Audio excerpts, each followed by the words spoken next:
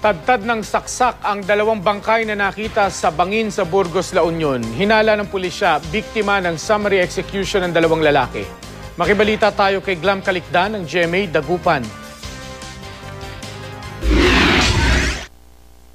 Nakita ng ilang residente ang mga bangkay ng dalawang lalaki sa 15 talampakang lalim na bangin sa barangay Dalakdak, Burgos, La Union.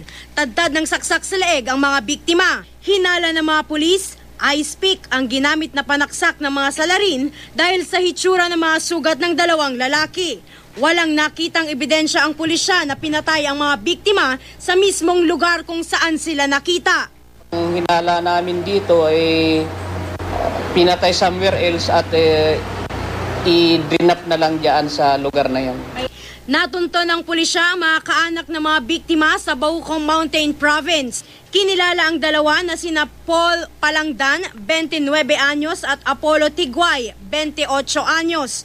Huling nakitang magkasama ang magkaibigan, Huwebes noong nakaraang linggo. Ayon sa pulis, posibleng biktima ng summary execution ang dalawa. Itong dalawa pala na to, ex-convict.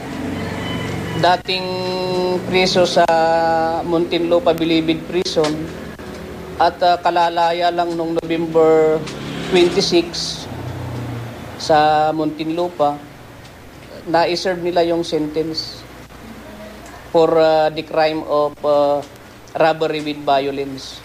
Naiuwi na ang mga bangkay ng dalawang biktima sa kanilang lugar.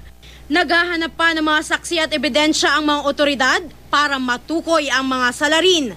Glam Kalikdan, Nagbabalita, Pilipinas.